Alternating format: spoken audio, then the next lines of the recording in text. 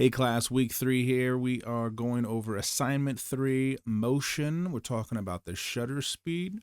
Um, I am going to give you a little demo, just hand holding it here.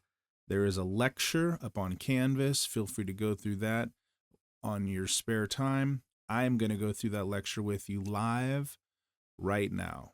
Okay, grab your cameras if you want to. I'm going to go through this lecture with you, give a little demo, talk about what's going on.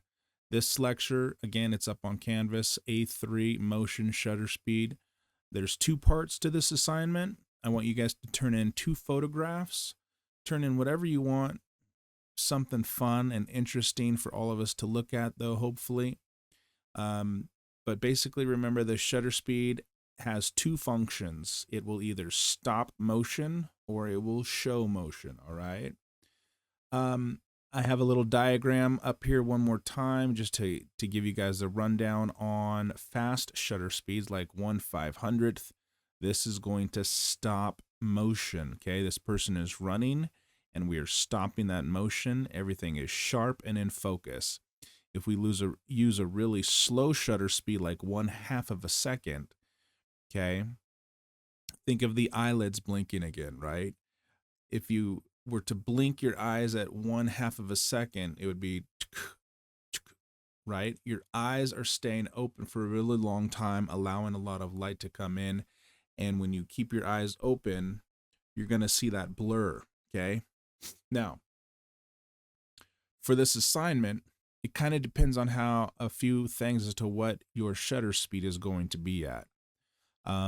Feel free to jump down to 1/30th for really fast moving objects. If your object is moving kind of slow, you might have to go down to 1/8 of a second or even slower. Also, the distance. The distance you are away from the subject is very important. If you are really close to something, really close, and it's moving pretty fast, that object is going to pass by you really fast, right? Think of something that is really far away that is moving, like a boat crossing a lake. That boat is going really fast, but it's so far away, it goes across our vision very slow. So think about that when you're out taking this photograph. First, we're going to talk about stopping motion, all right? We're going to use a fast shutter speed. This was a surfer down at Rincon in California. This was a fast shutter speed, probably 1/1000th of a second. Captured her nice and sharp, crisp, stopping the motion. Birds in flight. If you have a hummingbird that comes by your house, put your shutter speed to like 1/4000th of a second. Try to zoom all the way out on your zoom lens, however far you can. Try to capture that. You'll snap the wings off the hummingbird. It's a really great shot to get. Little home studio I set up doing still life photography. We don't talk about that in this class, but I captured this bubble popping. So you can try to create something fun like this if you want in a little home studio. Snowboarders up in Mammoth, California, Mammoth Lakes. Snowboarders going off a jump, really fast shutter speed, caught the snowboarder in mid-flight. One of my favorite things to do is photograph fire. It's part of my actual art practice that I do. Feel free to get creative with how you want to stop motion for the stop motion part of the assignment. Showing motion is next, okay? There's 2 different ways you can show motion. One of them is to be perfectly still with a slow shutter speed. You need a slow shutter speed. Have your camera on a tripod. If you don't have a tripod, put your camera directly on the concrete or a post or a fence or something that is very stable so you don't get handshake or motion blur. The point of this particular version of showing motion is that the camera doesn't move at all, and with a slow shutter speed, when this was a bus, when the bus passes by, you're going to get the streaky blurred effect of that bus or object, whatever you're photographing, passing by in front of you. This skateboarder looks like he was moving, but he was actually standing still, just kind of looking at the shadows or looking at the ground. And you can tell he was standing still because he's really sharp And the background, look at the trees. Okay, the trees are perfectly sharp. They're not moving at all. And this bus is the only thing that was moving in the frame. That was the first technique. My favorite technique on how to show motion is the panning technique, okay? At the very end, I have a little diagram, and I'm going to talk with you guys more about that. But basically, you can get some really great effects doing the panning technique. This one was a boat going across the lake. The boat was really far away. I was zoomed out with, I had a telephoto lens, and my lens was at 300 millimeters. And this photograph was, the boat was going really fast, so my shutter speed was probably 1/30th of a second, if I remember correctly. This bicyclist, it was raining out. She was trying to get home, and I was trying to get undercover because I had my camera, and it started raining. This was Venice Beach, and she was riding by, and I just grabbed my camera, slowed my shutter speed down, and just caught her panning across. This was kind of close, but she was going really fast, right? So the distance mattered on this one.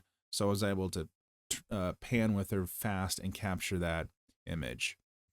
This skier was coming down the mountain. Again, relative good distance away. I was using a zoom lens and he was going really fast. So I was able to capture him nice and sharp, and the background has that streaked, blurred effect, okay? Now here is a diagram I created for you, and it doesn't matter if you're panning from right to left or left to right. You can go either way. Maybe you have a friend that likes to skateboard. Get him doing some cool stuff, just having him go back and forth. Find a cool location, okay? Location is everything for this. It's going to take a lot of practice, so I hope you guys get out and get some great shots. But I have a little diagram right here for you to take a look at. When your subject matter, depending on how far away it is, you're going to start aiming, and then as it gets to 12 o'clock, try to think of a clock. When you're looking straight out, that is 12 o'clock, right? So your subject matter moves towards 12 o'clock. You're going to start aiming at them, okay? And then you're going to focus right before you take the photograph. You're going to focus, snap the photograph, and hold. The most important part about this exercise, about this technique, is holding the pose, holding the movement at the same exact speed as your moving subject. You can't speed up. You can't slow down and let it go ahead. You can't move up. You can't move down. I have some tips at the end. One of them is to steady your breathing. You have to have a really, really steady breath. Sometimes I even just hold my breath as I pan through the motion, okay? It's going to take a lot of practice. My first year students, though, when I demo this live, when I teach this class in person, when I demo it, they always get it on the first day, and they're really excited that they can get it. So I can't wait to see what you guys do. At the very end down here, I have some tips for the panning technique. Feel free to go through these. The zoom lens, if you have a zoom lens 85, remember the distance away. Using a zoom lens is going to compress the background. Think of sitting in a window and you're driving in a car. The close subjects like fences and telephone poles that are really close, those things are flying by. But if you look way out into the field really far away, the field is moving by really fastly. When you use a zoom lens, you compress that. It brings it kind of closer, and it creates the blurred effect a lot easier, okay? And practice, practice, practice, all right? You guys, good luck. Email, reach out if you have any questions, thoughts, concerns, comments, whatever. And I can't wait to see these, all right? Have a great week and good luck.